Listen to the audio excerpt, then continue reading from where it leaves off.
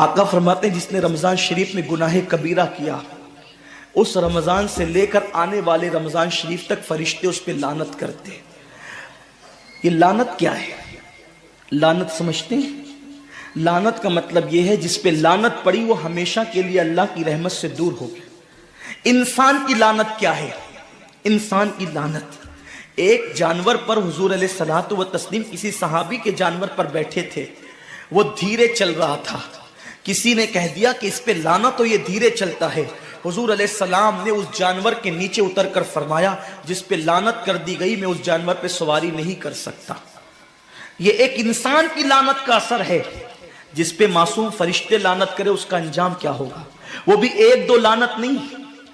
रमजान शरीफ को छोटा मत समझिए। एक के 70 पर आपकी नजर है, गुनाह नेकियों की कसरत पे आपकी नजर है, गुनाहों की तबाही पे आपकी नजर नहीं है।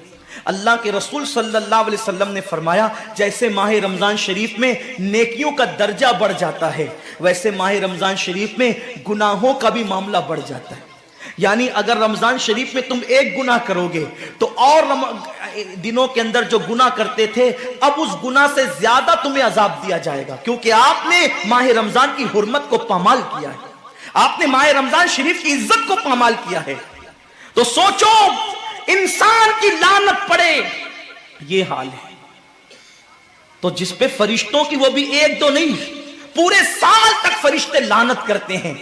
और अल्लाह के नबी सादिक व मस्दूक नबी ने फरमाया कि अगर वो उसी साल रमजान शरीफ आने से पहले पहले मर जाए तो उसके पास कोई नेकी नहीं होगी जो उसको जहन्नम की आग से बचा सके, और उसका ठिकाना तो जहन्नम ही होगा। खुदा के लिए अपने हाल पे रहम करो, अपने आप को जहन्नम का ईंधन मत बनाओ। हमारा जिस्म इतना ताकतवर नहीं है कि हम अपने जिस्म पर जहन्नम के अजाब को बर्दाश्त कर सके। मेरी कौम के जवानों, अपनी जवानी पे इतराने वालों, अपनी कुव्वत पे नाश करने वालों, अल्लाह के रसूल सल्लल्लाहु अलैहि वसल्लम फरमाते हैं कि जहन्नम की आग की एक चिंगारी अगर दुनिया के समुंदर में डाल दी जाए तो दुनिया के सारे समुंदर आग से भड़कने लगे।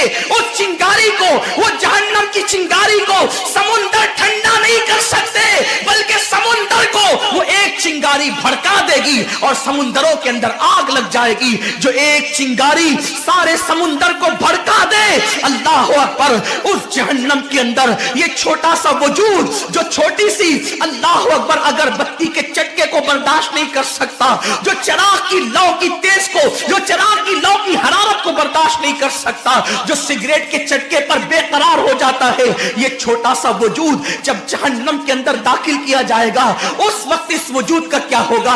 मेरे आका मुस्तफा जान रहमत फरमाते हैं कि जब पहाड़ों को जहन्नम में डाला जाएगा तो पहाड़ ऐसे पिघलने लगेंगे जैसे नमक को पानी में डालने से नमक पिघलने लगता है। मेरे भाइयों, खुदा के लिए अपने हाल पर रहम करो, अपने आप को जहन्नम का ईंधन मत बनाओ। अल्लाह अकबर, तरावी के वक्त में पैर फैलाकर मोहल्लों में बैठने वालों, रोजों के वक्त में छुप छुपा कर खाने वालों, अल्लाह की गैरत को चैलेंज मत करो। अल्लाह के हबीब ने फरमा दिया कि जो गुनाह कबीरा रमजान शरीफ में करेगा साल भर फरिश्तों की लानत होगी।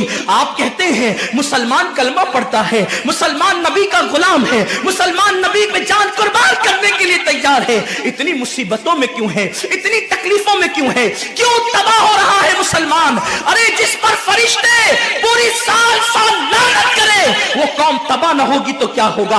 उस कौम के घर न जलेंगे तो क्या होगा? उस कौम की बेटियों की आबरू न लूटेगी तो क्या होगा? वो कौम गुर्बत की चक्की में न पिसेगी तो क्या होगा? आओ सच्ची तौबा कर लो, तौबा के दरवाजे खुले हुए हैं, अपने गुनाहों का एहसास कर लो, नादिम होकर कुदरत की बारगाह में पलट जाओ। मेरा रब फरमाता है फफिर्रू इलल्लाह, कहां जा रहे हो? दौड़ो अल्लाह की तरफ, पलटो अल्लाह की तरफ। बड़े से बड़ा पापी अगर खुदा की तरफ एहसास गुनाह लेकर, निदामत के आंसू लेकर अल्लाह की बारगाह में पलटा है तो अल्लाह ने उसको मगफिरत का परवाना